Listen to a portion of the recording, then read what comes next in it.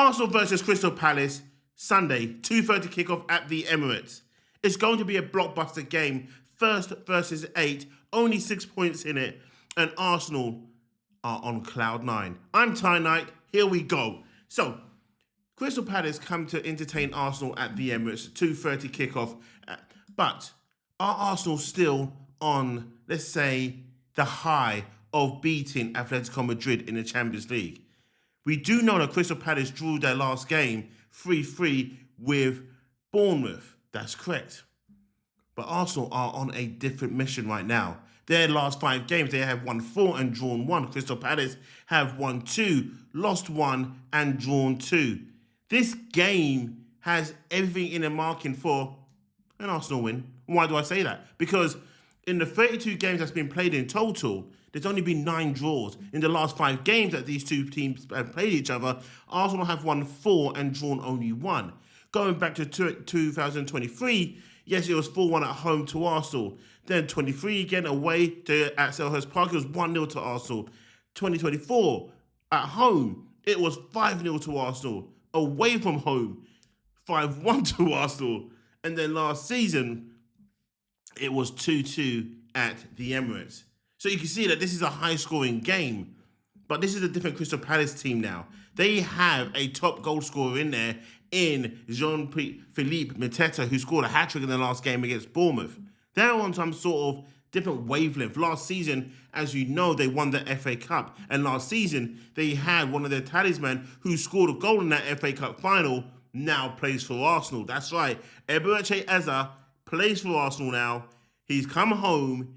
He's come to prove a point that he is at this level. And what we saw in the Champions League, man, I think Crystal Palace are in for a rude awakening. Or Crystal Palace is going to give Eberechi Eze a rude awakening. Now we know Crystal Palace play good football. They have to be taken seriously in this game. All the results that I gave a moment ago, you should not dismiss Crystal Palace. Not thinking it's going to be another 4-1 or 5-1 or 5-0 or 3-0.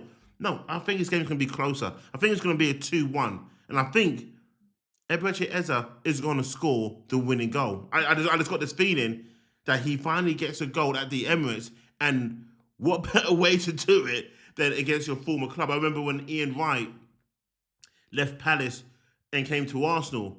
And then when he went back to Selhurst Park, he scored a beautiful goal. It was like these 1-2 combinations. You know, the ball was fizzed in by Lee Dixon, then flicked on, was it Alan Smith?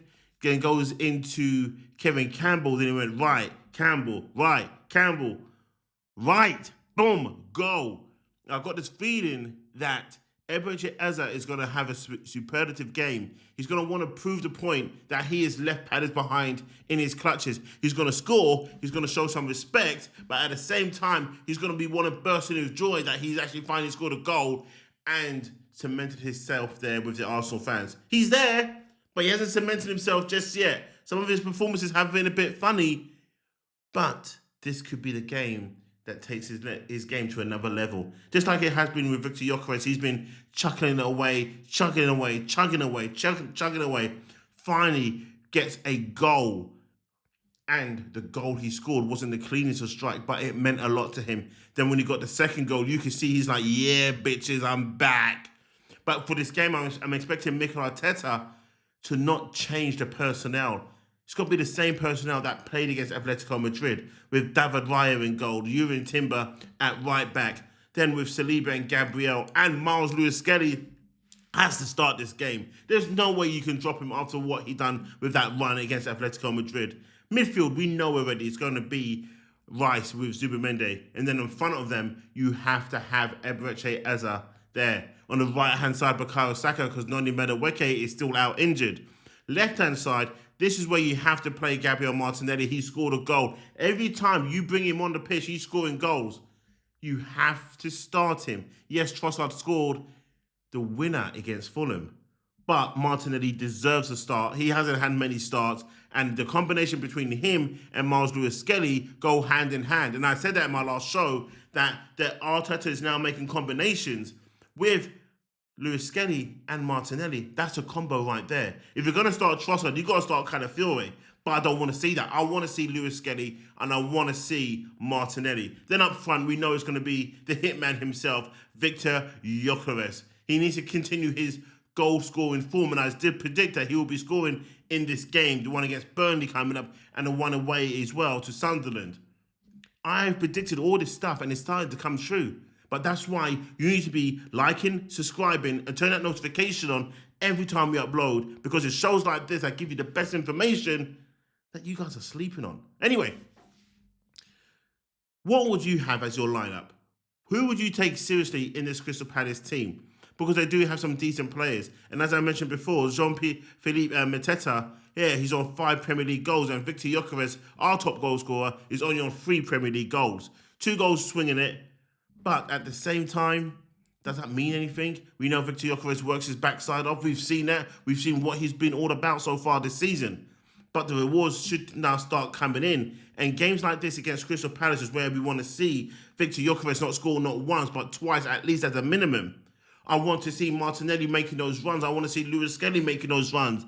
I want to see Declan Rice feeding the ball into Eze and causing havoc and dangerous positions of play. I saw him coming deeper in that game against Atletico Madrid. He was doing what Odegaard was doing, just keeping himself involved in the game, coming deeper, getting a 1 or 2 touches on the ball just to get the feel of it. Then when he's needed at the most, we can trust him, give him the ball, and wreak havoc. Bukayo Saka's Bukayo Saka.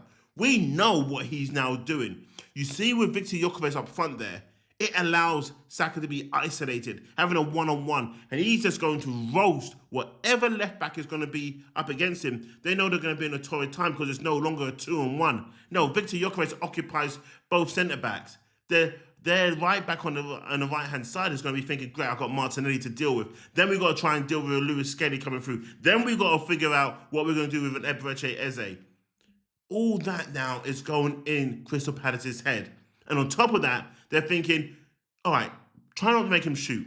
Don't give away any corners. Because if we do, and don't give away any fouls, because if we do, it's a 70-30 chance that Arsenal are, of course, going to swing it in and more than likely going to get a goal. And that is what I love about Arsenal this season. But I'm not taking anything away from Crystal Palace. They've got a good team. I'm showing respect here when I say it's a game that I worry the most. It's a game that I worry more than if we play the likes of a Spurs coming up and a Chelsea coming up, because we just prepare ourselves in a different mentality. With Crystal Palace, they are a good team. Let's not forget that. Let's not disrespect them, because they can humble us. And if they humble us and Manchester City win on the weekend, they're only 3 points behind. And all of a sudden, oh my goodness, Liverpool 4 points behind, so they can't overtake us, they can't match us, they'll still be behind us in this race for the Premier League. But right now, what's your thoughts? What's the scoreline going to be? What team would you put out there for Arsenal versus Crystal Palace? Then we go to Burnley after this, then we go to Sunderland, then we got Spurs at home, then we go to Chelsea away. Man, people, it's going to get very, very rocky from this point. But thoughts below. Comment, like, subscribe, turn that notification on, hit the hype button, watch one of these shows that just popped up. Thanks for watching. I'm Ty Knight.